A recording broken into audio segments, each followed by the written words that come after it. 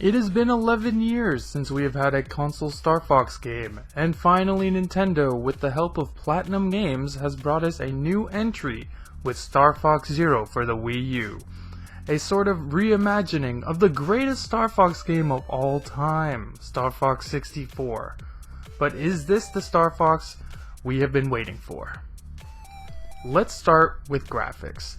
The first thing you will notice is that the graphical style is similar to that of Star Fox 64, but now with an HD touch. For the most part, it's okay. There are times where buildings look a little too simplistic, or some enemies are like a polygon design, which feels out of place. Now, there is a nice variety of levels, from a desert to a snow level to a jungle level, and they each have their own look and feel.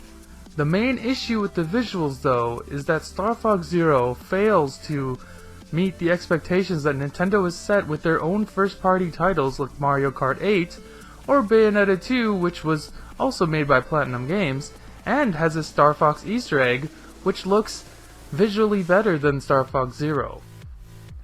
These average visuals are due to the art style that they chose, and the fact that the gamepad is also running at 60 frames per second, which is taking a considerable amount of the limited power that the Wii U has to offer. Personally, I would have loved Platinum to use a cel-shaded design like they have done for a recent title, Transformers Devastation, or the upcoming Teenage Mutant Ninja Turtles, Turtles in Manhattan, which both have striking visuals, but are not resource heavy. Or something similar to what Nintendo did with the Star Fox animated short, which was excellent, by the way. So, let's get into the gameplay. The overall feel of Star Fox Zero is a mixed bag. A lot of the time it feels like a traditional Star Fox game. You still get the main lasers, which can be upgraded, homing missiles, bombs, and of course the barrel roll. But now you have Splatoon-like gyro controls to assist with your aiming, which work fantastically. And you get moments where you are forced to alternate looking up and down from the screen to the gamepad, primarily during boss battles, which is awkward, and at times it feels clunky and just plain unnecessary. Especially when you're using the Chicken Walker vehicle and the new gyrocopter. Eventually you do get used to the controls and it starts to feel more natural, but the overall feel is that it's forced. The learning curve is definitely very high, and a lot of people might find it off-putting. I believe the game would have been just fine using the gyroscope for assisting with your aiming, and not having to split your attention between the two screens. There is a very cool feature with the gamepad that they added, which I absolutely love. All the dialogue that comes from the game actually comes out of the gamepad speakers, even down to the classic "good luck" at the start of the level, which I thought worked very well. Star Fox Zero runs at 60 frames per second on both the main screen and the gamepad, a rarity this generation. There are times when the frame rate will dip down to 40 frames per second when there's several enemies on the screen or even during some of the cutscenes, but I didn't really notice a difference. The game felt smooth, and that's exactly what you want from an arcade shooter game. There are a variety of enemies that you fight. Some are flying, some are on the ground, some pop up out of the water, and some are clinging onto the walls. There's a lot of things to shoot at, and there's a lot of things to shoot at you. There are a variety of gameplay elements within the different levels as well. Sometimes you're in an R-Wing, flying around, or you are on the Landmaster for some ground battles, or you're roaming around in the Chicken Walker in enclosed areas, and then there's a few levels dedicated to the gyrocopter, which is there to slow down the pace of the game. It gives a totally different experience. More of a stealthy feel where you have to solve small puzzles with overriding computers, with a small onboard robot that rappels down a cable.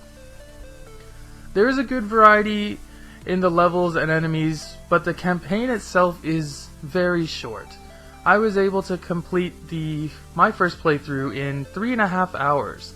The game is designed to be played over and over, to collect hidden medals, to find alternate routes, but other than that there isn't much incentive to keep playing other than trying to beat your own high score. The boss battles, though, are a highlight of this game. No one does boss battles better than Platinum Games, and this game is no exception.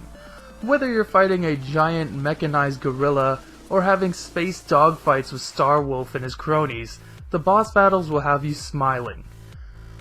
One of the things I think is sorely missing from this game is an online multiplayer mode with like 4-player dogfights with online leaderboards. That would have gave this game a lot more replay value. There is a local co-op mode, but it's just for 2 people, and you both control a single R-wing. One person shoots while the other person flies. It's kind of lackluster. Star Fox Zero does have very good use of Amiibo though. Both the Falco and Fox Amiibo can be used to unlock different versions of the R-wing. Fox unlocks a classic SNES R-wing, and Falco unlocks this cool looking black and red R-wing, which deals more damage, but in return takes more damage. It is an excellent use of Amiibo.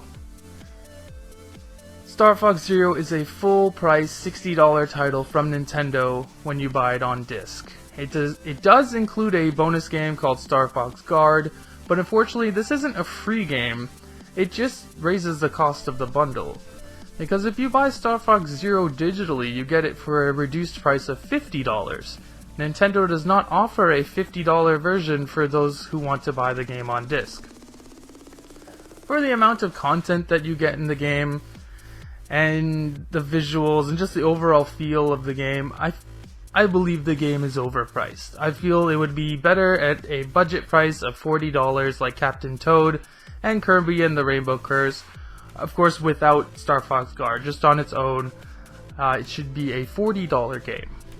So, in conclusion, Star Fox Zero is a good game that could have been a great game, but it is held back by a short campaign, a lack of online multiplayer, and most of all, tacked on motion controls which cannot be fully disabled. There is fun to be had here. I did enjoy playing Star Fox Zero. If you have a Wii U, then I suggest that you try Star Fox Zero out. But I would suggest perhaps renting it or waiting for a price drop, because the price of admission just isn't worth the ride you're taking on.